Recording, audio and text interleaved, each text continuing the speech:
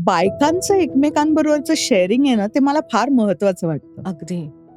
कारण बायकांचं आयुष्य पुरुष नाहीच जगू शकत. कम्फर्टेबल नाहीये एक्सपोज करणं, माझ्या शरीराला एक्सपोज करणं हे मला आवडलं नाही.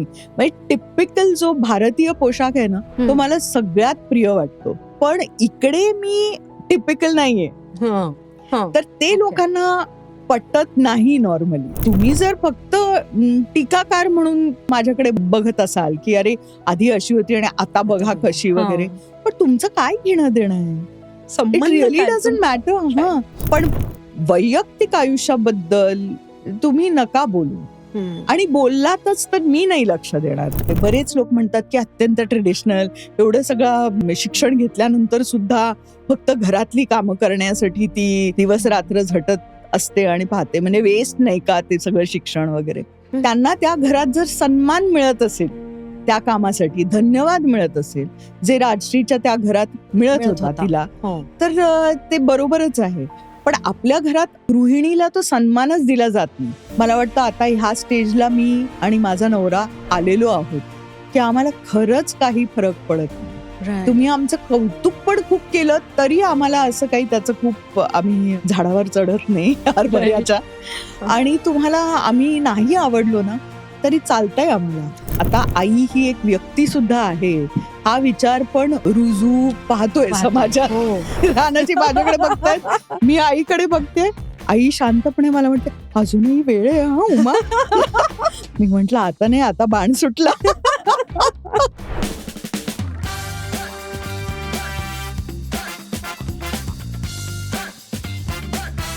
नमस्कार मंडळी, मी रीमा सदाशिव अमरापूरकर आणि मुक्काम पोस्ट मनोरंजनच्या या भागामध्ये मी तुमचं सगळ्यांचं मनापासून स्वागत करते.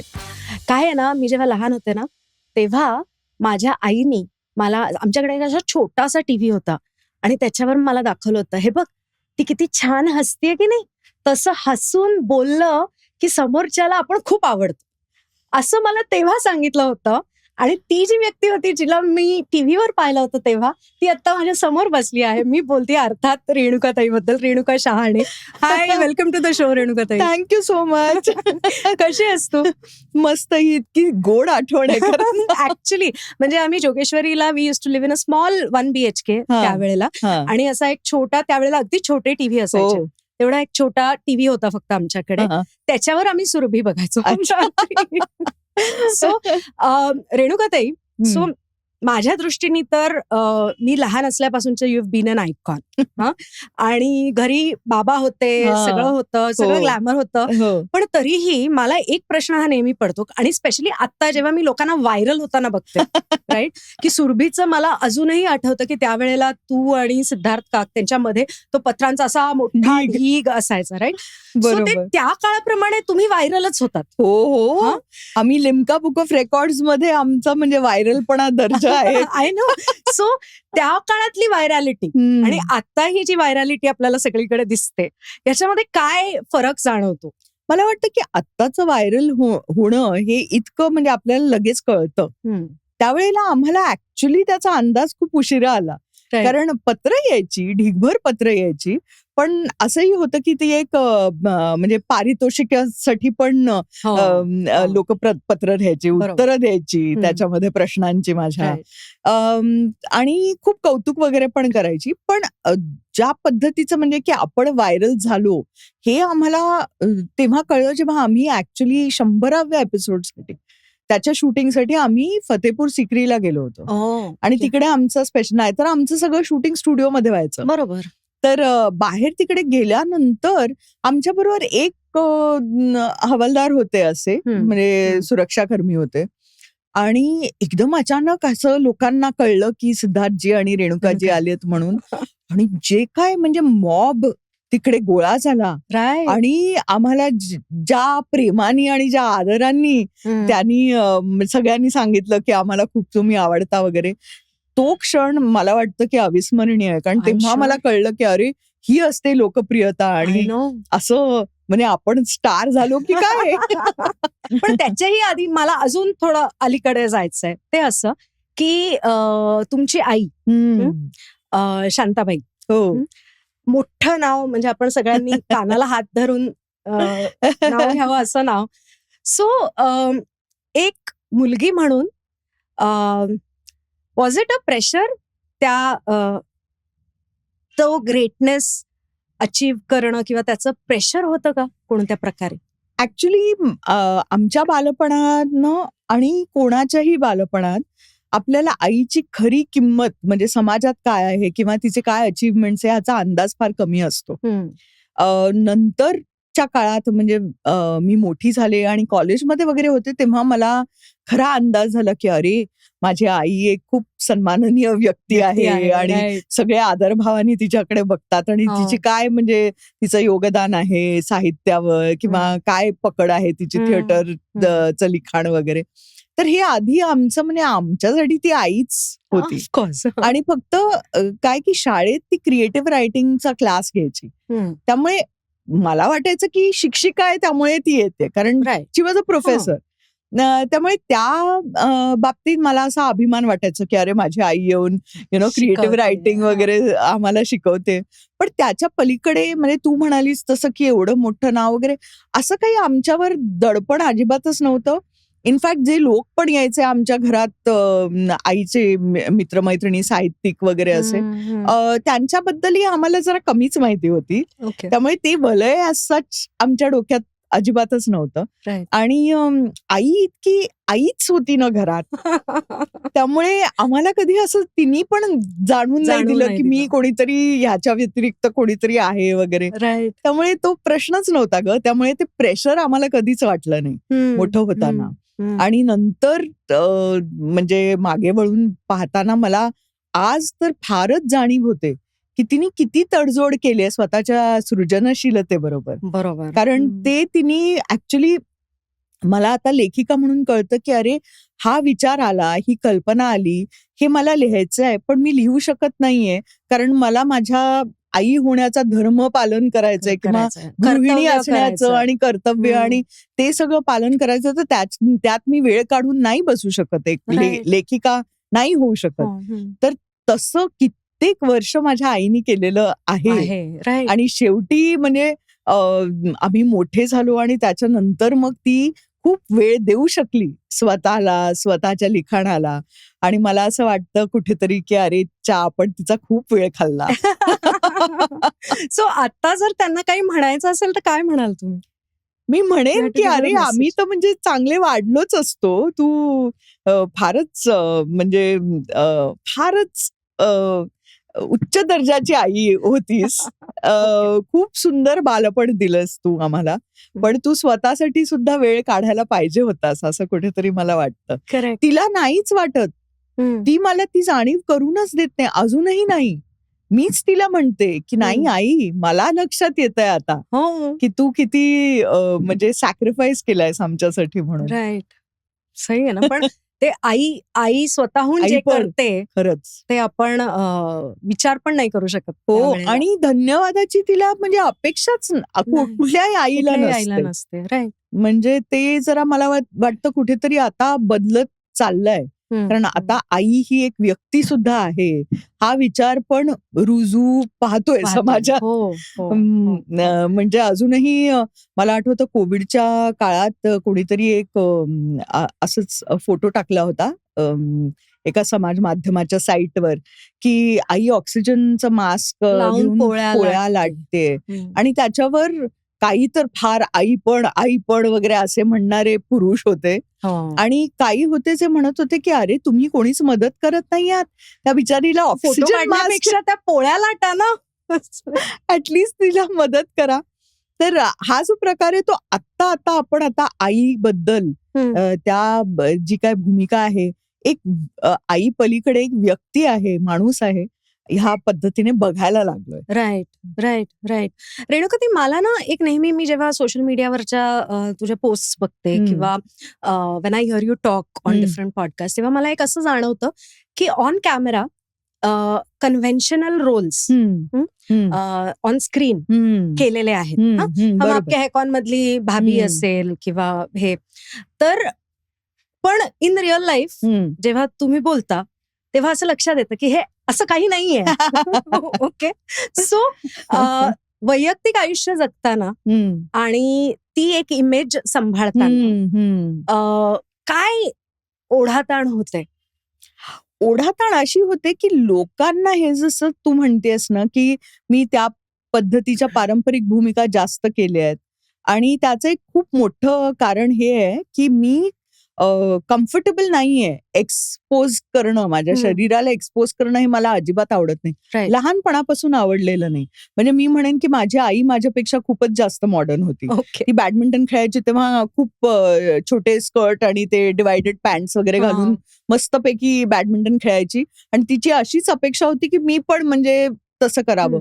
पण मी वेगळी व्यक्ती आहे आणि मला लहानपणापासूनच म्हणजे ते अजिबातच आवडलं नाही. म्हणजे टिपिकल जो भारतीय पोशाख आहे ना तो मला सगळ्यात प्रिय वाटतो आणि पण इकडे मी टिपिकल नाहीये. तर ते लोकांना पटत नाही नॉर्मली. करेक्ट. तर इनफॅक्ट समाज माध्यमांवर माझं मत देणं हे मी त्या कारणासाठी सुरू केलं होतं कारण अनेक लोकांना असं वाटतं की ही अत्यंत रूढीवादी अशीच मुलगी असणार. करेक्ट. पण तशी मी नाही हे दाखवण्यासाठी म्हणून आपल्याला संधी मिळत नाही ना, कारण तुम्ही अभिनेता म्हणून जे रोल्स तुम्हाला येतात त्याच्यातून तुम्हाला ते निवड करावी लागते. अगदी. पण मला असं वाटतं की त्याच्या पलीकडे आपण खूप आपल्यात कंगोरे असतात, तर ते कधी आपण दाखवू शकत नाही. पण समाज माध्यमांमुळे आपण दाखवू शकतो. त्यामुळे ते जे होतं ना ते त्याच्यासाठी होतं. अर्थात त्याचा विरस झाला कारण मग लोक विचित्र पद्धतीने आता रिॲक्ट होतात. त्या काळात नव्हते रिॲक्ट होत. त्यात म्हणजे लिटरली डिस्कशन होऊ शकत होती, काही विचार देवाणघेवाण होते. हो बरोबर. त्यामुळे त्याची मजा एक छान होती एका पर्टिक्युलर काळासाठी. त्याच्यानंतर ते सगळं बिनसलं. त्यामुळे आता मी थांबले. म्हटलं माझं मत मी स्वतःसाठीच ठेवणार आता, घरातल्या माणसांसाठी, आपल्या आप्तांसाठी आणि ज्यांच्याबरोबर मी काम करते वगैरे त्यांच्याबरोबर मी शेअर करते. बाकी कोणाला काही पडलेली नाहीये आणि मी नाही काही शेअर करत हल्ली. मला ऍक्च्युली हे विचारायचंय की हम आपके है कौन मधलं जे कॅरेक्टर आहे त्याच्याशी कितपत आयडेंटिफाय केलं होतं तेव्हा आणि आता? How much did you identify with it? कारण ती त्या प्रेमची भाभी असली तरी ती आई म्हणून त्याच्याकडे बघते आणि ते असं अशा पद्धतीने ते रंगवलेलं होतं. मला असं वाटतं की त्यात तो आईपणा आहे माझ्याकडे. म्हणजे मी मोठ्या मोठ्या लोकांकडे सुद्धा आई म्हणून पाहते. अच्छा. मला ती नर्चरिंग ही जी काही वृत्ती आहे ना ती कुठेतरी आहे माझ्यात. त्यामुळे लहानपणी पण मला खूप आवडायचं म्हणजे लोकांची आई बनायला. कशा बाबतीत असं नाही की मी खूप असं स्वयंपाक करून देईन वगैरे अशा पद्धतीचं नाही, मला ते नाही फार आवडत. पण जाणून घ्यायला की त्यांच्या आयुष्यात काय चालू आहे, त्यांना काही समस्या आहेत का. आणि म्हणजे एक मजेदार गोष्ट आहे की लोकांनाही आपल्या समस्या माझ्या पुढे मांडायला खूप मोकळीक वाटते.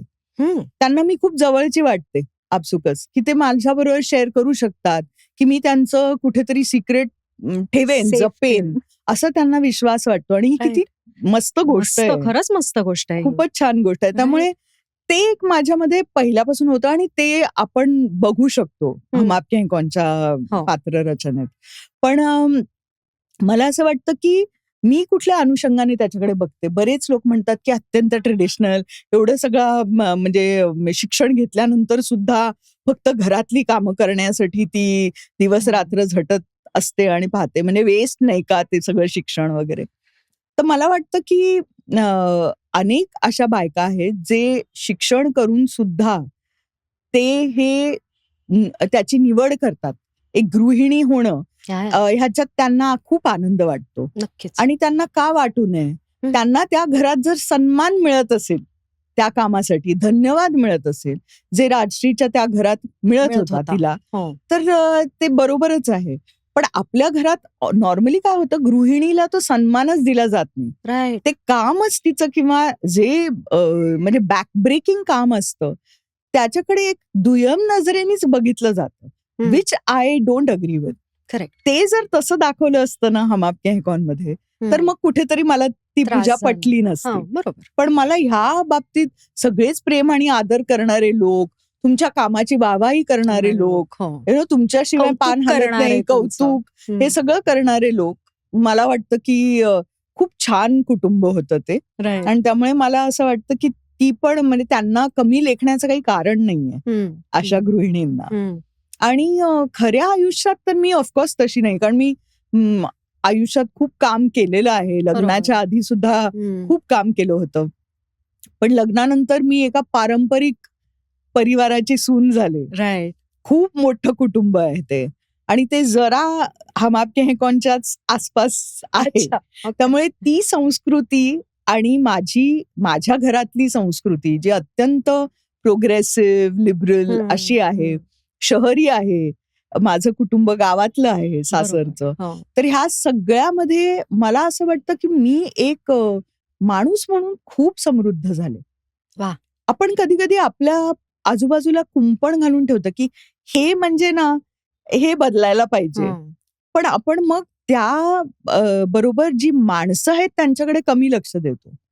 ते माणूस म्हणून कसे आहेत, कसे वागतायत, त्यामुळे ही जे कुटुंब आहे ते जरा मी पदर घेतल्यामुळे किंवा मी तशीच वावरल्यामुळे जर मला खूप प्रेम मिळत असेल, खूप आदर मिळत असेल, तर मला ते महत्वाचं वाटतं.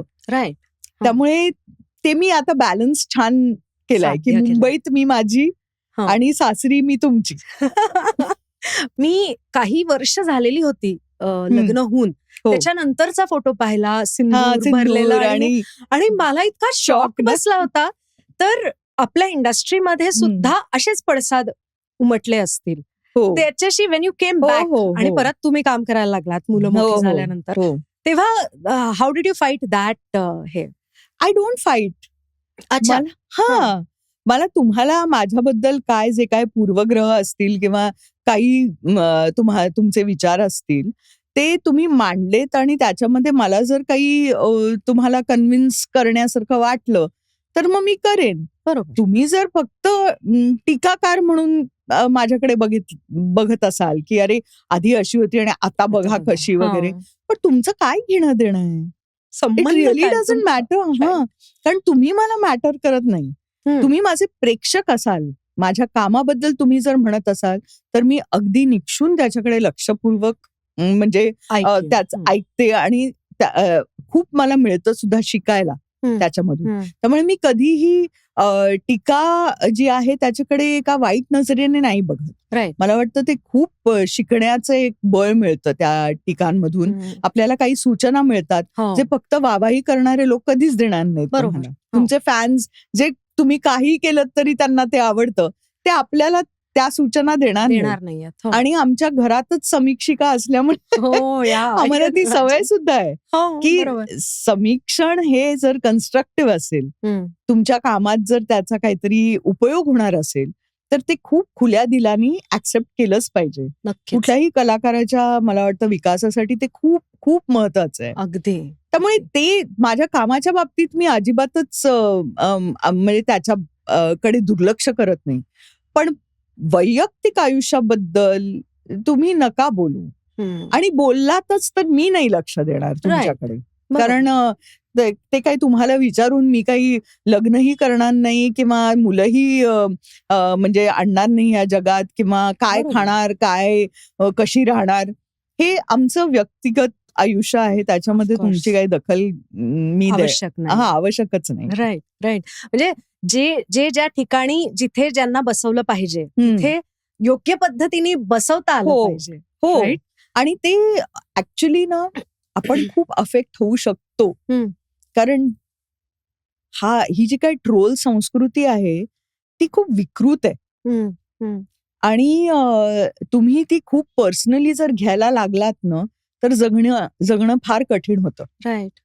तर ती म्हणजे एका समान दृष्टीने जर तुम्ही तुमची सफलता सुद्धा, तुमचं यश सुद्धा, आणि तुम्ही ज्या चुका केल्यात त्या सुद्धा त्या एकाच समान नजरेने बघू शकलात, तर ते मला वाटतं की खूप समाधान देणारी गोष्ट आहे. Of course yes. आणि मला वाटतं की ते खूप विचारांनंतर, खूप त्रागा करून, स्वतःचं बाकी कोणाकडे काय बोलणार, बरोबर, पण घरात वगैरे चर्चा करून परिस्थितीबद्दल बोलून, विचार करून मला वाटतं आता ह्या स्टेजला मी आणि माझा नवरा आलेलो आहोत की आम्हाला खरंच काही फरक पडत नाही. तुम्ही आमचं कौतुक पण खूप केलं तरी आम्हाला असं काही त्याचं खूप आम्ही झाडावर चढत नाही हरभऱ्याच्या. आणि तुम्हाला आम्ही नाही आवडलो ना तरी चालतंय आम्हाला. दॅट इज सो कूल ना. माझ्या मते भारतामध्ये सगळ्या स्त्रियांनी हा विचार मनात ठेवला पाहिजे असं मला वैयक्तिक खूप वाटतं. हो खरंच. आणि आय थिंक सगळ्यात मिसअंडरस्टूड आपल्या कुटुंब व्यवस्थेमध्ये जी व्यक्ती असेल ती म्हणजे ती आई असते. आई कारण मुलांसाठी ती आई असते, नवऱ्यासाठी ती बायको असते, सासू सासऱ्यांसाठी सून असते, नवऱ्यासाठी आई पण असते. ओके, नवऱ्यासाठी आई पण असते. तर तिची जी पर्सनॅलिटी आहे तिला इतक्या फॉर ग्रँटेड आणि वेगवेगळ्या पद्धतींनी घेतलं जातं. सो आयांना काय टिप देशील? तेच स्वतःलाच व्यक्ती म्हणून बघायला शिका की आपल्यात पण म्हणजे आणि आपणही चुकतो हे मान्य करा. राईट. आणि आपल्यालाही काही गोष्टी हव्या आहेत, आपल्यालाही काही गोष्टी आवडतात, खायला, प्यायला, नेसायला, घालायला. ह्या सगळ्या गोष्टी जरा म्हणजे बोला त्याच्याबद्दल की आम्हाला हे आवडेल तुम्ही केलं तर. अनेकदा असं होतं की समोरच्यांना इतकी सवय झालेली असते स्वतःच्या आईला बघून की ही म्हणजे काय की तुम्हाला जे आवडेल तेच करते. यु नो, स्वतःच काही असं अस्तित्व आईला नसतं नॉर्मली कुठल्याही घरात. पण मला असं वाटतं की आई एक व्यक्ती आहे आणि तिच्या आवडीनिवडी आहेत आणि त्या पण कळल्या पाहिजेत मुलांना, नक्कीच, आणि नवऱ्याला आणि घरच्यांना. त्यामुळे अधूनमधून म्हणजे निदान काही दिवस तरी की आज मला आवडेल त्या गोष्टी मी बनवणार, मी तुम्हाला नाही विचारणार की तुम्हाला काय हवंय खायला. राईट. आज काय खाणार खायला हे मी ठरवलंय. सो मला एक हे नेहमी जाणवतं की ज्या काळामध्ये हम आपके है कौन आला किंवा त्याच्या आधीचा थोडा काळ, ऍक्ट्रेसेस हिरोईन होत्या, मग त्या वहिनी असायच्या आणि मग त्या आईच्या रोलमध्ये जायच्या. राईट. मधले काही कंगोरे स्त्रीच्या स्वभावाला, व्यक्तिमत्वाला असू शकतात, ह्याच्याकडे कोणाचं लक्षच नव्हतं. खरं, बरोबर आहे. पण आता हळूहळू तसे रोल्स लिहायला लागलेले आहेत, लोक असं जाणवतं. पण मराठीमध्ये अजूनही तसे आलेले दिसत नाहीत रोल्स. सो एक लेखिका म्हणून मला ऍक्च्युली हे विचारायला आवडेल की सध्याची जी स्त्री आहे, जी 40, 45, 50 वर्षांची आहे, तिच्या आयुष्यातला कोणता कंगोरा एक्सप्लोअर करायला लेखिका म्हणून आवडेल?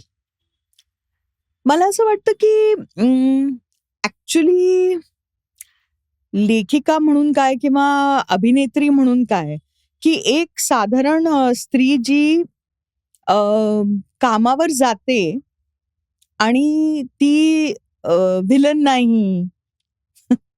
म्हणजे ही जे काय स्टिरियोटाईप आहे की कामावर जाणारी स्त्री म्हणजे ती आणि घरात असणारी स्त्री म्हणजे उदात्त, आणि कामावर जाणारी स्त्री म्हणजे नक्कीच मॉडर्न आणि वाया गेलेली किंवा अशी. बरोबर.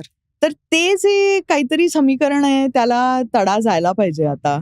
आणि इनफॅक्ट मी म्हणेन की आता होतंय तसं. ऍक्च्युली स्त्री केंद्रित पात्र आता लिहिली जात आहेत आणि बऱ्याच मराठी चित्रपटांकडे जर पाहिलं तर मग वेगवेगळ्या वयोगटातल्या बायकांचे चित्रपट असा आता येत आहेत आणि खूप गाजतायत सुद्धा. तर ते म्हणजे एक चांगला काळ आलाय मला वाटतं. पण त्याच्यामध्ये जे चित्रपट गाजतायत त्याच्यातून स्त्री सक्षमीकरण किंवा जे आजची सक्षमित झालेली स्त्री आहे तिचं रूप खरंच नाही दर्शन दिसत आहे. आणि मला वाटतं टेलिव्हिजन मध्ये तर फारच कमी. कारण मी म्हणेन मुंबई सारख्या शहरात निदान 75% तरी बायका काम करत असतील घराबाहेर जाऊन, कुठल्याही स्तराच्या असल्या तरी. एक निवड म्हणून असेल, हाऊस म्हणून असेल, किंवा त्यांना करावंच लागतं म्हणून असेल आर्थिक परिस्थितीमुळे. आणि त्याचं कुठेही रिफ्लेक्शन आपल्या कलामध्ये म्हणजे कुठल्याही आविष्कारात दिसत नाही. मे बी नाटकात दिसत असेल, पण चित्रपट किंवा टेलिव्हिजनमध्ये जेवढं दिसायला पाहिजे ना तेवढं नाही. आणि वेगवेगळ्या वयोगटातल्या त्या बायकांबद्दल आपल्याला बघण्याची सवयच नाहीये राईट. की हे कसं काय त्यांचं जे काय आयुष्य आहे ते काय आहे. आणि ते आपण घरोघरी बघत असतो. ऍक्च्युली त्यामुळे एक ती जी वास्तववादी रिफ्लेक्शन असली पाहिजे महिलांचं जे आता स्तर आहे आणि जो होता पूर्वी, तर ते तेवढा असं वाटतच नाही की काळ बदललाय, काहीतरी बदल झालेत मूलभूत, असं कुठे रिफ्लेक्शन नाही. वाटत नाही त्याचं. राईट. 90s मधली 80s मधली आई आणि आताची आई ह्या दोन जर डिफाईन करायच्या असतील तर मेन ट्रेट्स काय वाटतात? मला वाटतं त्यावेळेला ती आई म्हणजे आई पण म्हणजे ते पण तिचं नव्हतं. कारण ती कोणाची तरी आई होती म्हणून ती महत्वाची, कोणाची तरी बायको होती म्हणून ती महत्वाची. बरोबर. आताची आई म्हणजे आई आहे आणि एक व्यक्ती आहे म्हणून महत्वाची. त्यामुळे तो एक डेफिनेटली खूप मोठा फरक आहे.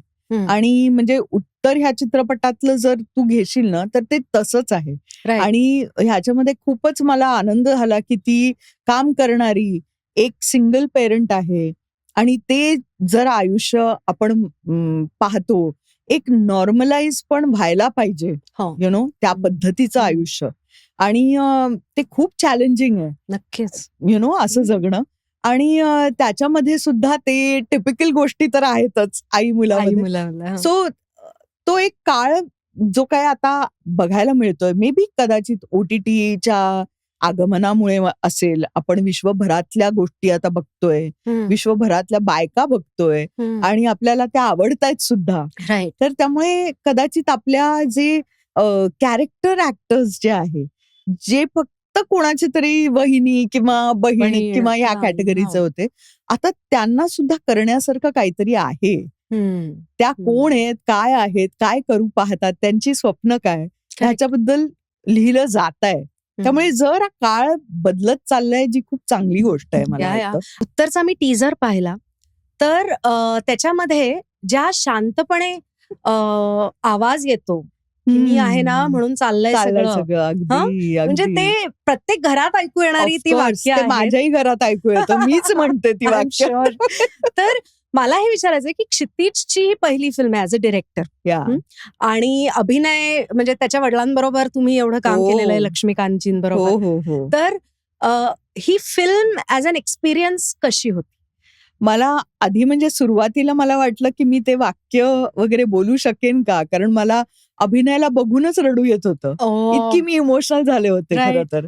पण कुठेतरी एवढ्या वर्षांचा अनुभव कामी आला मी म्हणेन, आणि जरा स्वतः रेणुकाला जरा बॅक सीटवर ठेवून उमा भालेराव झाले मी. पण खूप आनंददायी अनुभव होता तो, कारण इंटेन्स अनुभव आहे. ती जी काही भूमिका आहे आईची, ती तिचं नातं जे मुलाबरोबर ते ऍक्च्युली असं खूप असं गोड गोड गोड गोड असं नाहीये, कुठेतरी तुटक आहे. संवाद त्यांच्यामध्ये कमी होतो आणि एका पॉइंटला येऊन होतो, आणि मग नंतर ते आता चित्रपट पाहिल्यानंतर कळेल की काय ती जे प्रश्न आहेत त्याची काय उत्तरं आहेत. पण ते किती मूलभूत आहे हे जे नातं आहे ते, आणि ते किती गरजेचं आहे, आणि त्याची जी काय किंमत आहे ना, खरंच आयाजी म्हणतात की माझी किंमतच नाही वगैरे, हे जे काय आहे ते एका पॉइंटला येऊन मुलांना त्यांची किंमत नक्कीच कळते. आज ना उद्या कुठेतरी आयुष्याच्या यात्रेत डेफिनेटली. पण अर्थात त्या मुलांना तेवढं जगून मग ते लक्षात, ते जरा उशिरा लक्षात येतं, ते ज्ञान नंतर मिळतं.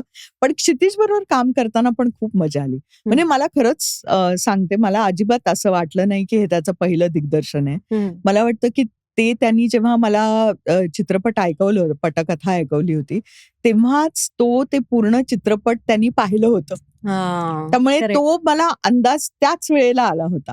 अर्थात त्याच्यामध्ये टेक्नॉलॉजीचा खूप छान वापर केलेला आहे. आजची ती फिल्म आहे, त्यामुळे ते मी इमॅजिन करू शकले नाही. ते जेव्हा मी डबिंगच्या वेळेला पाहिलं तेव्हा मला इतकी मजा आली ना, आय एम शुअर. खूपच मजेदार आहे ते. म्हणजे असं वाटतं की आई मुलाचं नातं म्हणजे जरा कुठेतरी इमोशनल आहेच, इमोशनल, पण त्यात इतकी गंमत सुद्धा आहे ना की म्हणजे असं आपण हसता हसता रडतो, रडता रडता हसतो, अशा Correct. पद्धतीचं काहीतरी मिश्र भावना असतील ते चित्रपट या बघून. डेफिनेटली. आणि त्या माझ्या पण होत्या. म्हणजे अभिनय Okay. बरोबर काम करताना, हो क्षितिज बरोबर पण काम करताना मला खूप असं म्हणजे मला उत्साह निर्माण होतो की आपल्या मराठी चित्रपट सृष्टीला नवनवीन खूप चांगले, खूप सकस असे लेखक, दिग्दर्शक मिळतायत. आता हो. एक नवीन फळी पिढी तयार होते. हो तयार होते. आणि ते आपल्या चित्रपट सृष्टीसाठी फार फार महत्वाचं आहे. अगदी अगदी. मला अभिनय बरोबरच्या इक्वेशन बद्दल विचारायला आवडेल की लक्ष्मीकांतजींबरोबर तुम्ही काम केलेलं आहे. हम आपके है कौन मध्ये पण आणि हो. हात सुनबाईचा भाऊ भाऊ हो याच्यामध्ये पण केलेलं आहे. सो ज्या वेळेला अभिनयाची आई म्हणून तुम्ही काम करत होतात तेव्हा ते इक्वेशन काय होतं, म्हणजे कसं वाटत होतं? ते म्हणजे ना भावनेनीच सुरुवात झाली होती. त्यामुळे ती जी काय आई मुलगा ही जी भावना असते ती आणण्यासाठी मला फार त्रास झाला नाही.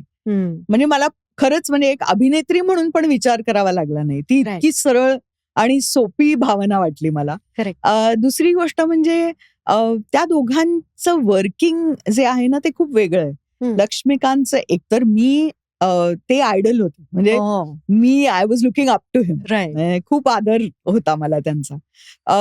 वाईल अभिनय बरोबर मला ऍक्च्युली काही कळलं नाही की कुठली भावना मी ठेव. कारण तो अगदीच नवीन पण नाहीये, त्यांनी काम केलेलं आहे. हो. आणि तरीही तो इतका गोड आणि लहान आहे असा ना. आहे ना हो. की असं प्रोटेक्टिव्ह भावना आली मला Correct. ऍक्च्युली. त्यामुळे ते असं खूप नैसर्गिक वाटतं आमचं रिलेशनशिप. ऑन स्क्रीनवर आम्ही पहिल्यांदाच एकत्र काम करतोय असं नाही वाटत. राईट. आणि ते it is not just because की त्यांनी त्याचं काम चांगलं केलंय, मी माझं काम चांगलं केलंय ह्याच्यामुळे नाहीये. ते ते बॉन्डिंग कुठेतरी आहे. बॉन्ड आहे Right. तो अलिखित बॉन्ड हे पहिल्यापासूनच आहे. पण मग उमा भालेरावचं जे कॅरेक्टर आहे हम्म. त्याच्यामध्ये रेणुका शहाणेचं किती टक्के आहे? का रेणुका शहाणे मध्ये उमा भालेराव दिसते का कुठे? मला वाटतं की काही गोष्टी डेफिनेटली कॉमन आहेत. कर्तव्य दक्षता किंवा घरात नीटनेटकेपणा किंवा आई पण म्हणजे त्याच्यामध्ये इन्व्हेस्ट असणं आणि एक संवाद हवा असणं हे डेफिनेटली माझ्यात आणि उमामध्ये कॉमन आहे. किंवा काळजी असणं मुलाची पुढे भविष्याची वगैरे ह्या सगळ्या गोष्टी डेफिनेटली कॉमन आहेत. कशा प्रकारची पात्र अजून एक्सप्लोअर करायला आवडतील ऍक्ट्रेस म्हणून? मला ऍक्च्युली मी स्वतःला सीमितच करू इच्छित नाही. Anything that doesn't require exposure or romantic intimacy हे दोन माझे अगदी हो. मी करूच शकत नाही. ओके. हे वगळता मला कुठलीही भूमिका जेणेकरून जे त्या पूर्ण चित्रपटाला म्हणायचं असेल ते कुठेतरी रिग्रेसिव्ह नसावं, कुठेतरी काहीतरी एक समाजाला देणारं असावं किंवा इवन हसूच देणारं असावं, बरोबर, मनसोक्त मनोरंजन देणारं असावं. अशी कुठलीही गोष्ट जी घातक नसेल समाजासाठी, राईट, एस्पेशली बायकांसाठी घातक नसेल अशी गोष्ट आणि त्याचा भाग होणं. म्हणजे मी स्वतःला ते नाही सीमा घालू शकत की हे मला करायची इच्छा आहे किंवा ते. कदाचित हॉरर थ्रिलर्स वगैरे मी अजिबातच केलेले नाहीये. त्याच्यामध्ये मला चेटकीण वगैरे किंवा डायन वगैरे असं कसं शक्य, खूप लांब कसं शक्य आहे? केवढा मेकअप करावा मी मेकअप सोड ऍक्टिंग पण करावी लागेल. आय नो, पण मला खूप आवडेल. हो, इट विल बी किती इंटरेस्टिंग. छान ना.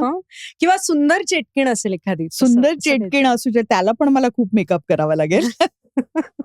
So kind. सो तुझे काय अनेक्डोट्स आहेत ह्या म्हणजे मराठी अमराठी लग्नाबद्दल असं म्हणूयात आपण?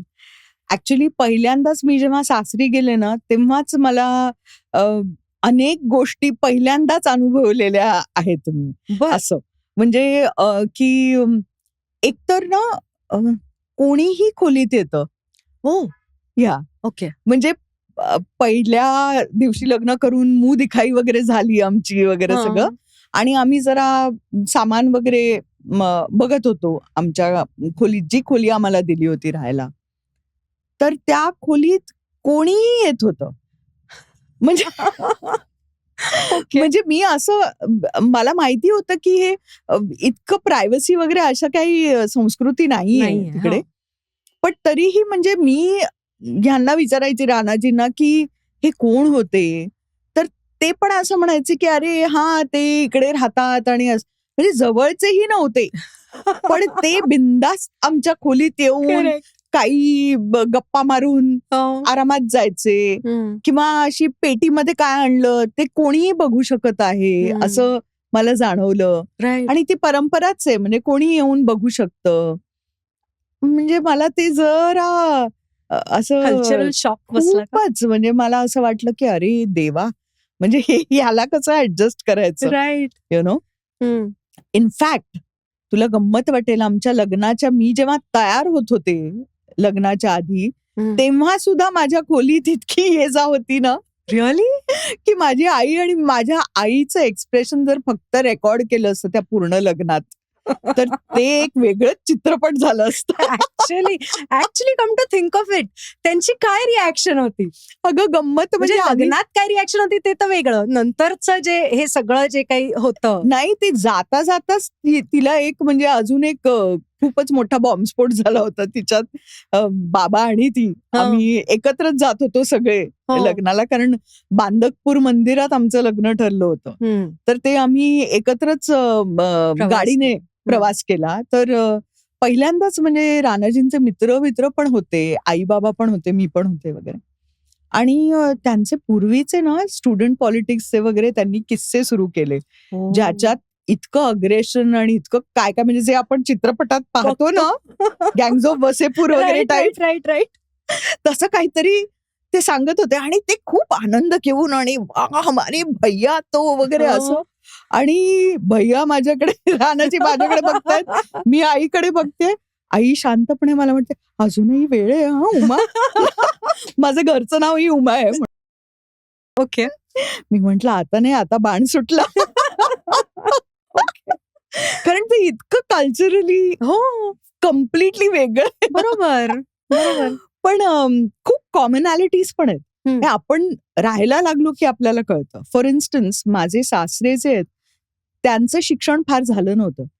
पण शिक्षण झालं नव्हतं म्हणून त्यांनी असं ठरवलं की आपल्या सगळ्या मुलांना खूप शिक्षित करायचं आणि वेगवेगळ्या क्षेत्रात त्यांना म्हणजे जर ते गेले तर फारच उत्तम असं.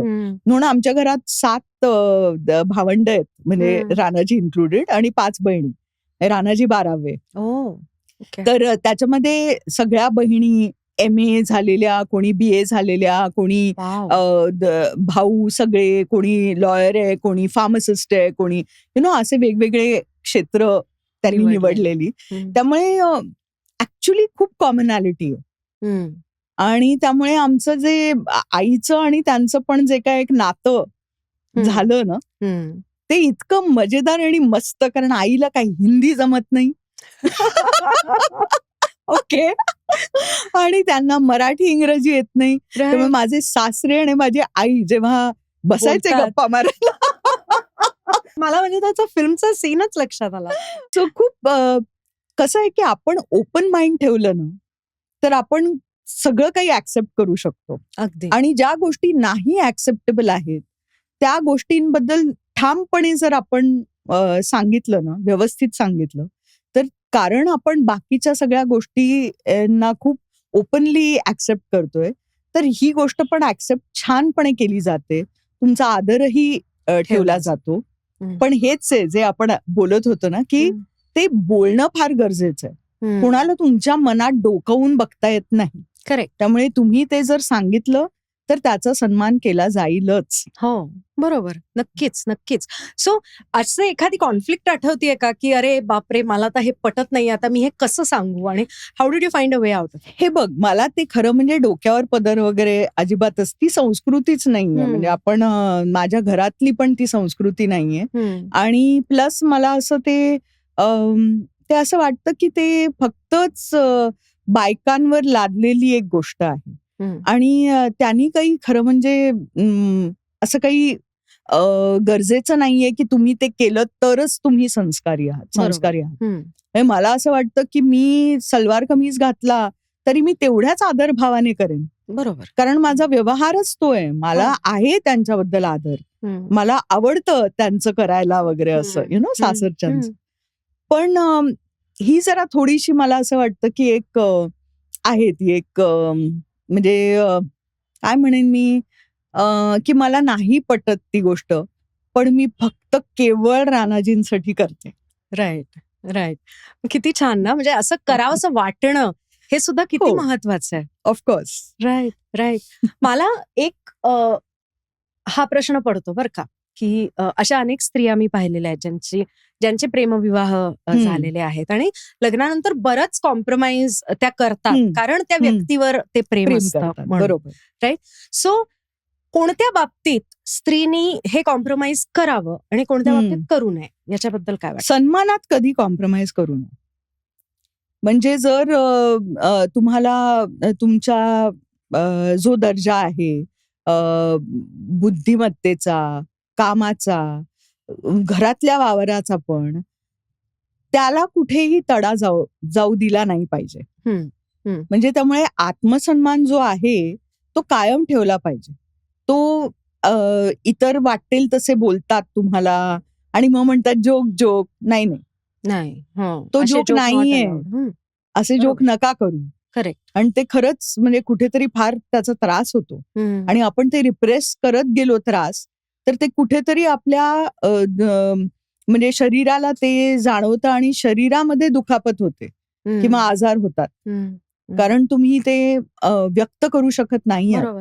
तर अशी एका आपल्या घरात कोणी एक व्यक्ती असावी का, जिला स्वतःचं फार महत्वाचं जे म्हणणं आहे ते व्यक्तच ती करू शकत नाहीये. तर असं असू नये ना. खरंय. त्यामुळे हे घर काही छान घर नाही वाटत मग. राईट. सो मला असं वाटतं की बायकांनी हे म्हणावं आणि कधी कधी नाही कळत लोकांना, इतर लोकांना, पण एकदा आपण म्हटल्यानंतर मग त्यांना पटतं सुद्धा आणि ते त्या अनुषंगाने विचार सुद्धा करतात आणि आपलं जे काही व्यवहार आहे किंवा बिहेवियर आहे ते बदलतात सुद्धा. नक्कीच, नक्कीच. आणि मला हे एक विचारायला आवडेल, कारण आता तुमच्याही आईचा विषय झाला आणि you are also a mother. तर एका आईला आपली मुलं फॉर ग्रँटेड घेतात खूप, है ना? खूपच. सो ते तुम्ही कधी असा विचार केलाय की ते लिमिट कसं ठेवायचं किंवा ती बाउंड्री कशी आखायची? मी जरा प्रयत्न करते माझ्या मुलांमध्ये हे म्हणजे जर मी लिखाण करत असेल फॉर इन्स्टन्स किंवा मला कामावर जायचं असेल वगैरे, तर की माझ्याबद्दल सुद्धा विचार करा. तुम्ही स्वकेंद्रित नका राहू. असं आता मी त्यांना थोडंसं आमचं संभाषण वाढलंय त्या बाबतीत. ते लहान होते तेव्हा तर म्हणजे ते शक्यच नाही. आम्ही लहान होतो तेव्हा आम्ही पण गृहीत धरलं आईला.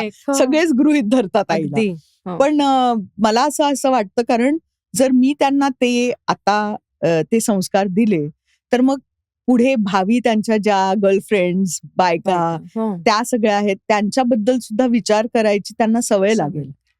कारण त्यांनी त्यांच्या आईबद्दल विचार केलेला असतो ऑलरेडी.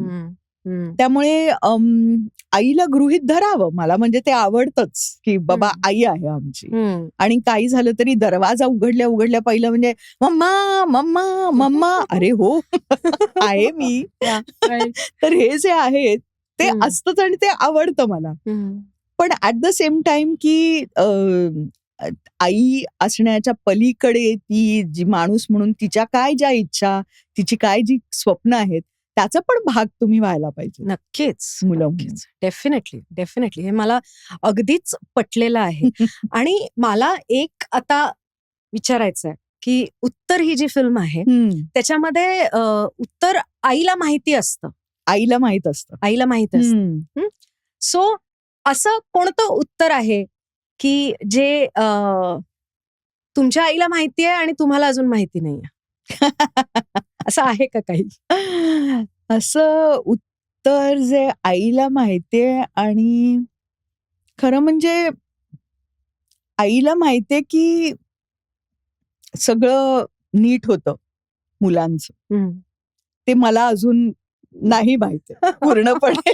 ओके. माझी अजून धडपड चालू आहे. राईट. आणि मला असं अनेकदा वाटतं की अरे सगळं व्यवस्थित होईल ना, हं. किंवा आपले निर्णय आणि त्याच्यामुळे काही आपल्या मुलाला काही वेगळं होणार नाही ना, वाईट नाही ना होणार आपल्या निर्णयामुळे वगैरे. तर माझ्या आईला माहितीये की तसं काही नाहीये.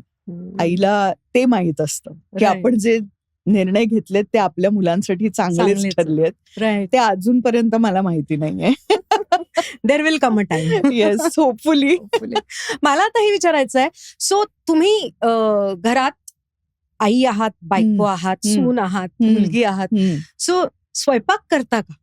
हो, अधूनमधून. पण मला असं खूप क्रेज नाहीये स्वयंपाकाची, कारण मी तो काळ पाहिलाय लग्नानंतरचा, ते सांस्कृतिक जे काय आमचा विवाह झाला त्याच्यानंतर, की मी सकाळी 5 ते रात्री अनलिमिटेड स्वयंपाक घरातच आहे. कारण आमच्याकडे खूप सतत पाहुणे आणि खूप मोठं कुटुंब, त्यामुळे लोक जेव्हा यायचे तेव्हा ते काय 1-2 लोक असे कधीच आले नाहीत. त्यामुळे मला ते जे काय मी अनुभवलाय तो प्रकार मला असं वाटतं की मला तो फार आवडला नाही. राईट. आणि त्यामुळे मी असं एक ठरवलं की बाबा आता आपण ठेवूया कोणीतरी स्वयंपाक करायला, कारण मला तो वेळ फक्त स्वयंपाकघरात नाही घालवायचा. खरंय. म्हणजे ती एक जेव्हा एक इम्पोजिशन होते ना, तेव्हा मग ती मजा नाही राहत. करेक्ट. त्याची ड्युटी म्हणून अर्थात पूर्णपणे म्हणजे मुलांचे टिफिन वगैरे हे सगळं मी करते, पण आवड म्हणून जे मी करायला घेतलं होतं त्याचं म्हणजे काहीतरी वेगळंच झालं लग्नानंतर. त्यामुळे मग आता मी जरा कमी केलंय. मला आता मी स्वयंपाकघरात जात नाही, कारण मी स्वयंपाकघरात गेले तर मला अशी भीती आहे की मी तिकडेच असेल मग कायमची. राईट. मला एक प्रश्न जो आय थिंक अनेकांनी विचारला असेल, पण आता तो म्हणजे मला पडलेलाच आहे प्रश्न, म्हणून मी विचारते की हम आपके है कौन नंतर तुमचं लग्न झालं. हो. राईट. येस. सो जेव्हा तुम्ही गेलात आणि हम आपके है कौन मध्ये एव्हरीबडी न्यू की पूजा बेटी आणि बहू आणि हे सगळं अगदी आयडियल. सो त्या इमेजचं लग्न झाल्यानंतर सासरी गेल्यावर प्रेशर आलं का? मी ती घेतलंच नाही. मी ते नाही घेतलं. त्यामुळे मी पण अनेकांनी मला नंतर सांगितलं की अरे वा, म्हणजे आम्हाला म्हणजे जशी सून तू दिसायचीस हम आपके है कौन मध्ये तशीच आम्हाला तुझ्या घरी सुद्धा दिसते वगैरे. So that I think is a compliment in a way. कारण नाही तर खूपच तफावत झाली असती तर मग ते फारच त्यांना धक्का बसला असता की अरे काय स्क्रीनवर म्हणजे फक्तच ऍक्टिंग केलं, काही नाही, ही खऱ्या आयुष्यात अजिबातच तशी नाहीये. तर तसं नाही झालं लकीली त्यांचं आणि माझं. गुड. त्यामुळे माझ्या नंदा काय किंवा माझ्या जावा काय, मला ना बहिणी नाही, तर मला नेहमी आय यूज टू मिस की मला बहीण नाही. तर आता माझ्या इतक्या बहिणी झाल्यात सगळ्या, आणि मला खूप ते बायकांचं एकमेकांबरोबरचं शेअरिंग आहे ना, ते मला फार महत्वाचं वाटतं. अगदी. कारण बायकांचं आयुष्य पुरुष नाहीच जगू शकत. नाही. तर त्या ज्या गोष्टी आपण एकमेकांबरोबर शेअर करू शकतो त्याचं एक वेगळंच बळ मिळतं. आणि कुटुंबातल्या बायका जेव्हा एक फोर्स असतो ना, म्हणजे 7 भाऊ, आता एक नाही राहिले, पण 7 भाऊ जर काही बोलत असतील तर आम्ही ज्या एकत्र येतो ना जावा, बेस्ट आहे ते. ग्रेट. फॅन्टॅस्टिक. त्यामुळे कोणीही सुरंग लावायचा प्रयत्न केला ना तरी ते होत नाही. आम्ही एकमेकांसाठी उभ्या असतो नेहमी. ग्रेट. सो त्रिभंगा ही फिल्म अशी आहे की ज्याच्यामध्ये मुख्य पात्र सगळ्या बायकाच आहे, लिहिलेली आहे, तर डिरेक्ट सुद्धा women director. Right. So it's काय म्हणूयात आपण त्याला ट्रायफेक्टा, की बायकांना बायकांच्या नजरेतून बाईंनी पाहिलेलं आहे त्या फिल्म. बरोबर. सो काय फरक असतो जेव्हा एखादा पुरुष दिग्दर्शक एखाद्या बाईचं कॅरेक्टर हे करतो आणि स्त्री दिग्दर्शिका करते? पुरुष लेखक आणि दिग्दर्शक, मला असं वाटत नाही की बायकांच्या भूमिका नीट लिहित नाहीत वगैरे, असं माझं अजिबातच म्हणणं नाहीये. कारण जर तुम्ही संवेदनशील माणूस असाल ना, तर म्हणजे जसं मी एक संवेदनशील पुरुषाबद्दल लिहूच शकते आणि मी पुरुषांबद्दल सुद्धा लिहूच शकते. बरोबर. तर तसं मी ते असं म्हणजे म्हणणार नाही की बाईच बाईबद्दल लिहू शकते, पण बाईबद्दल लिहिणं आणि बाई म्हणून जगणं आणि मग लिहिणं ह्याच्यात निश्चितच फरक आहे. डेफिनेटली. आणि तो म्हणजे ज्या सहजतेने मी अनेक गोष्टी बायकांबद्दल लिहू शकते, कारण मीच ती जगलीये, मी अनुभवलीये, मी इतर बायकांना पाहिलंय. बरोबर. युनो घरी आपण वाढतो तेव्हा आपल्या आजूबाजूला बायकाच असतात प्राधान्याने.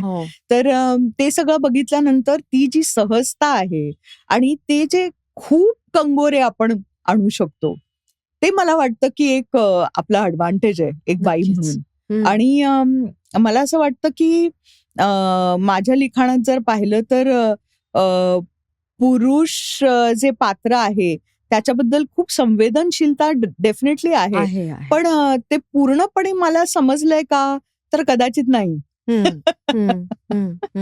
बरोबर. तो तेवढा हे राहणारच ना, तर ती तेवढी गॅप मला वाटतं बरोबर डेफिनेटली. आणि तू म्हणशील की सेटवर मी म्हटलं तसं जसं माझं जाव्यांचं आणि माझं आहे की आम्ही म्हणजे एकमेकांबरोबर बोलणं, शेअरिंग जे काय आहे ते इतकं असं बळ देणारं आहे.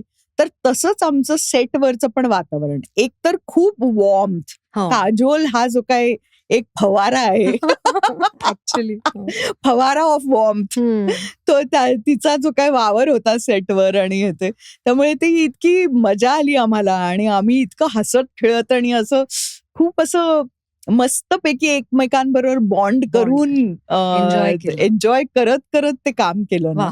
आणि एकमेकींचं समजून, एकमेकींचं म्हणजे कधी कधी म्हणजे मूड्स वगैरे पण एकमेकींच्या समजून घेऊन आम्ही ते काम केलं. त्यामुळे ते एक डेफिनेटली महिलांचा टच असा जो काय आहे तो थोडासा नर्चरिंग असं वातावरण होतं त्या पूर्ण सेटवर.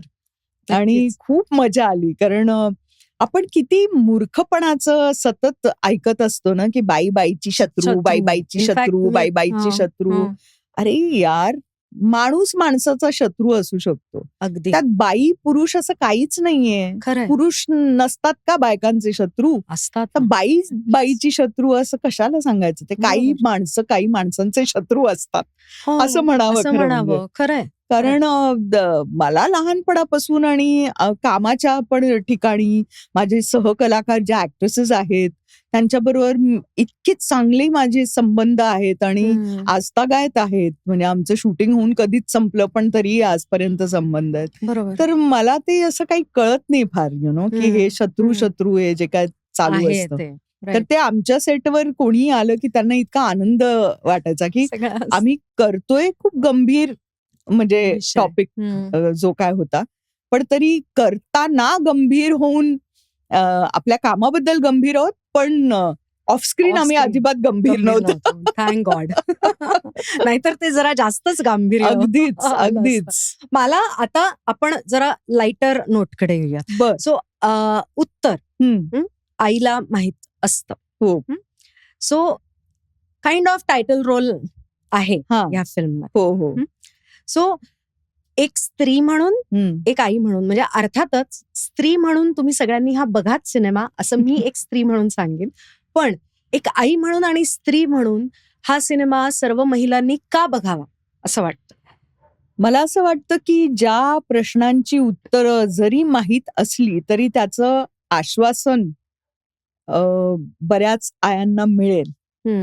आणि त्यांच्या डोक्यातली सुद्धा जे काय प्रश्न आहेत ना त्याची अनेक उत्तरं त्यांना मिळतील ह्या चित्रपटात. त्यामुळे तो पाहावाच, कारण ते पाहिल्यानंतरच आपण ह्या संदर्भात बोलू शकतो.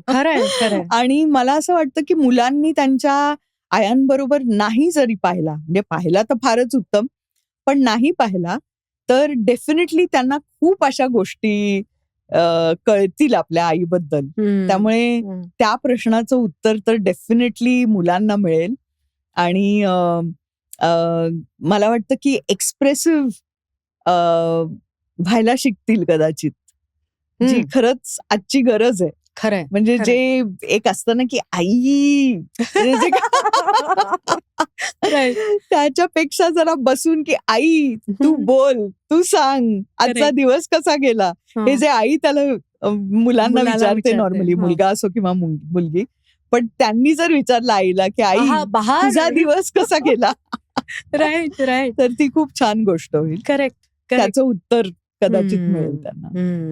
म्हणून उत्तर बघा. हम्म. ओके. सो रेणुकाताई, मला हे सांग की आता आपण जसं म्हणत होतो की स्त्रिया या स्त्रियांची खूप चांगली मैत्रीण होऊ शकतात, हो, एकमेकीला हो. हिंमत देऊ शकतात. अगदी. सो आपल्या इंडस्ट्रीमधल्या अशा कोणत्या स्त्री कलाकार, सहकलाकार आहेत की ज्यांच्या बरोबर तुझं असं इक्वेशन आहे की अरे ही माझी खूप चांगली मैत्रीण आहे, शी गिव्स मी स्ट्रेंथ? माझ्या अनेक अशा मैत्रिणी आहेत. म्हणजे हिंदीतलं म्हटलं तर दीपिका देशपांडे, स्मिता बन्सल, शिल्पा तुळसकर, मराठीत हिंदीत दोन्हीमध्ये, दोघांमध्येही, हो. सोनाली कुलकर्णी. राईट. पण नाटकापासून ज्या माझ्या अगदी घट्ट मैत्रिणी झाल्यात त्या म्हणजे निर्मिती सावंत, जिला मी Right. मधू म्हणते, मी निर्मिती नाही म्हणू शकत, ओके. आणि प्रतीक्षा लोणकर. कारण बरं. आम्ही येळकोट हे नाटक एकत्र हो. केलं आणि तेव्हापासून जी आमची मैत्री झाली ती आजतागायत अगदी म्हणजे महत्वाचीच आहे माझ्या आयुष्यात. म्हणजे मी खूप खूप जवळच्या मैत्रिणी आहेत त्या माझ्या. वाव. आणि गंमत म्हणजे उत्तर ह्या चित्रपटात मधुनी एक खूप खास भूमिका केली आहे माझ्या मोठ्या बहिणीची. बर. ओके. आणि गंमत म्हणजे बघ कशी, की उमा भालेराव हे नाव जे उमा आहे ते माझं पण उमा घरचं नाव आहे. हो. आणि घरचं नाव आहे आणि माझ्या सासऱ्यांना पण ते उमा नाव इतकं आवडलं की सासरी जे नाव बदलायची वगैरे पद्धत हं. असते, त्यांनी म्हटलं नाही नाही हिला आम्ही उमाच म्हणणार. त्यामुळे सासरी सगळ्या माझ्या जावा मला उमाच म्हणतात. वा. तर ह्यांनी जेव्हा क्षितिजनी मला सांगितलं की उमा भालेराव असं त्या कॅरेक्टरचं नाव, म्हणलं अरे म्हणजे मला तर म्हणजे फारच कम्फर्टेबल वाटेल माझ्यासाठीच माझ्यासाठी. आणि गंमत म्हणजे मधू जी भूमिका करते माझ्या मोठ्या बहिणीची, तिचं नाव शांता आहे आणि ते माझ्या आईचं नाव आहे. राईट. तो इतकं ते असं कनेक्शन काहीतरी एक फारच असं योगायोग जो होता तो इतका असा विलक्षण होता. आणि काम करताना पण इतकी मजा आली, म्हणजे कारण मोठ्या बहिणीची भूमिका आणि त्यात जे काही एक दडलेलं नातं आहे जे मी तुला सांगितलं की मी मिस केलं लहानपणी मोठं होताना.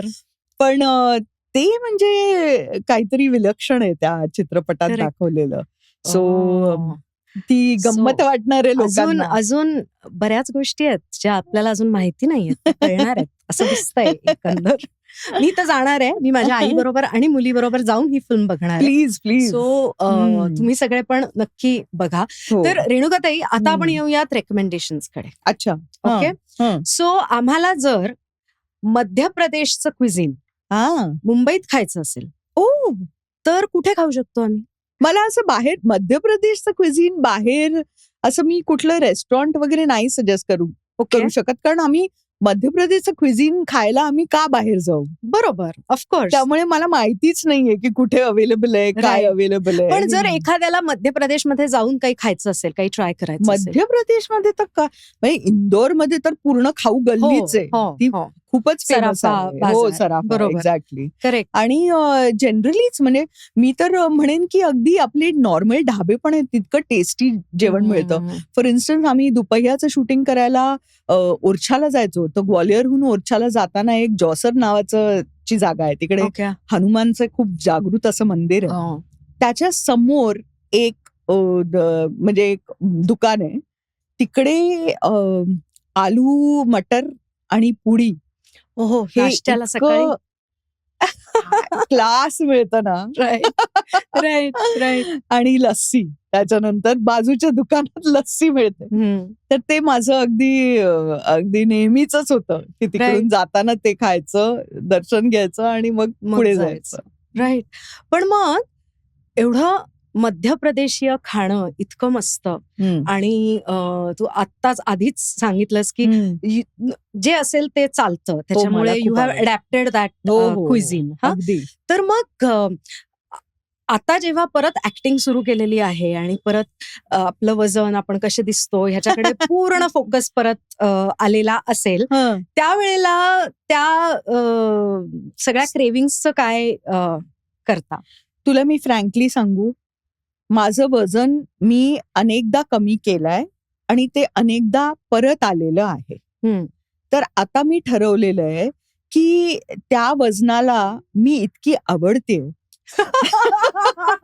तर मी त्याला दूर का लोटते. Thank you so much. मला एक वेगळा पर्स्पेक्टिव्ह मिळाला या निमित्ताने. तर इनफॅक्ट उत्तरच्या वेळेला क्षितिजनी मला सांगितलं होतं की तुला जरा वजन वगैरे कमी करायचं असेल तर माझी बायको न्यूट्रिशनिस्ट आहे, खूप छान वगैरे, तर तू सांग मला. आणि मी म्हटलं तुला मी वजन कमी करायची गरज आहे का ह्या पात्रासाठी, तर म्हणजे मग मी करायला तयार आहे, पण अदरवाईज विचारशील तर मला अजिबातच नाहीये रस. ओके. त्यामुळे मी काही क्रेविंग्स वगैरे अजिबात कमी करत नाही. मला म्हणजे स्वीट टूथच आहे, त्यामुळे मला गोडाचं सगळं खूपच आवडतं. आणि ते जेव्हा जेव्हा मी कमी करते ना तेव्हा माझ्या आयुष्यातला आनंद थोडा कमी होतो असं मला जाणवलंय. त्यामुळे जर का माझ्या आयुष्यातला आनंद मला निवडायचा असेल तर मग मी तोच निवडेन. मी माझे चेकअप्स वगैरे करते, सगळं व्यवस्थित आहे, तर मग कशाला उगाच चिंता करायची. True, very true, very true. So मग महाराष्ट्रीय पद्धतीचं काय आवडतं? सगळंच. आईच्या हातचं जेवण म्हणजे मी खरंच मिस करते. ओके. आजी आईच्या हातचं जेवण, कारण आमच्याकडे साधंच जेवण. आणि मला मटकीची उसळ खूप आवडते, आमटी आणि वरण भात वगैरे ह्या सगळ्या गोष्टी मला फारच खूपच आवडतात. वालाची उसळ किंवा म्हणजे कडधान्य कुठलंही मला आवडतं. राईट. आणि साधी मटाराची पण उसळ वगैरे, मला काळा मसाला घातलेल्या गोष्टी, जरा थोडंसं गुळ घातलेल्या गोष्टी, मला खूप चिंचकोळ घातलेलं भरीत मला प्रचंड आवडतं. ते सगळेच म्हणजे महाराष्ट्रीय प्रकार मला खूप आवडतात. प्लस पुरणपोळी, मोदक, लाडू, स्वीट तर ते आनंदाचं परिमाण आहे म्हटल्यावर काय म्हणणार. एक्झॅक्टली. त्यामुळे लकी यू. येस. सो असं कोणतं गाणं आहे की जे मूड डाऊन असला, काही जमत नाही, आता मूड परत आणायचा आहे, की एक असं गाणं असतं की ते ऐकलं की आपल्याला मस्त वाटतं? ते म्हणजे किसी की मुस्कुराहटों पे हो निसार हे माझं अगदी ऑल टाइम फेवरेट गाणं आहे. आणि मला खूप ते असं ऊर्जा देणारं वाटतं, उत्साह वाढवणारं वाटतं. कारण त्यात खरंच जी फिलॉसॉफी सांगितलेली आहे ती खूप सुंदर सांगितलेली आहे, खूप साध्या सरळ शब्दात सांगितलेली आहे, पण फार मस्त आहे. राईट. सो ते गाणं डेफिनेटली. आणि एक असं पुस्तक की जे वारंवार वाचत राहावंसं वाटतं? मी 100 Years of Solitude खूप वाचते. ओके. कारण मला त्याच्यातलं म्हणजे अजूनही त्याच्यातले अनेक पैलू मला समजत जात आहेत जसं जसं वय वाढतंय माझं. आणि मला ते फार मॅजिकल वाटतं ते पुस्तक, फारच. आणि मग जेव्हा रेणुकाताई लिहित नसते, खूप कामात नसते, तेव्हा रेणुकाताई काय करते? मी ड्युओलिंगो करते. ड्युओलिंगो नावाचं एक ऍप आहे, त्याच्यात आंतरराष्ट्रीय भाषा आहेत, म्हणजे शिकण्याचं ऍप आहे ते. तर त्याच्यावर मी स्पॅनिश आणि French शिकतेय. Wow! Can you say something in Spanish? ¿Cómo estás? How are you, right? Yeah. Okay. So you have to say estoy bien. Estoy gracias. bien. Gracias. Okay. Estoy bien, gracias. Right? Okay. आणि French मध्ये? French मध्ये je t'aime beaucoup. I like you very much. Yeah. असं आहे. किंवा French मधलं एक गाणं गुणगुणते मी. Dites-moi pourquoi la vie est belle, dites-moi pourquoi la vie est gaie, dites-moi pourquoi cette mademoiselle, est-ce que parce que vous m'aimez? Okay, मला काहीच कळलं नाही. ब्लँक आहे मी खरंच. झालं तरी काय, एक्झॅक्टली अर्थ काय म्हणजे tell me why the world is beautiful, म्हणजे हे जग इतकं सुंदर का आहे? इज इट बिकॉज मी तुझ्यावर प्रेम करतो म्हणून ते इतकं सुंदर आहे का जग, करेक्ट. असं आहे त्याचा अर्थ. किती सुंदर ना, किती सुंदर. आता आपण आपल्या शेवटच्या सेगमेंटकडे येतोय, ज्याचं नाव आहे स न विवी, सप्रेम नमस्कार विनंती विशेष. ते जसा पोस्ट कार्डांचा गठ्ठा पडायचा ना, तसं एखादं पोस्ट कार्ड जर आत्ता दिलं आणि सांगितलं की तुम्हाला ज्या व्यक्तीला लिहायचंय त्या व्यक्तीला तुम्ही पत्र लिहा. ती आजची, कालची, उद्याची कोणतीही व्यक्ती, हयात असो नसो, इट डझंट मॅटर, तर तुम्ही कोणाला लिहाल आणि त्याच्यात काय लिहाल? खूपच गहन प्रश्न आहे ग हा. म्हणजे मी असा काही विचारच केलेला नाहीये की कोणाला मी पत्र लिहावं, पण मला असं वाटतं की मी आईलाच पत्र लिहीन एक, आणि मी तिला सांगेन की प्रिय आई, अतिप्रिय आई, फारच प्रिय आई, जगात सगळ्यात प्रिय आई, तू जे म्हणजे नेहमीच म्हणतेस की आईला माहित असतं, ते मला त्याचा उलगडा कधीतरी होऊ दे.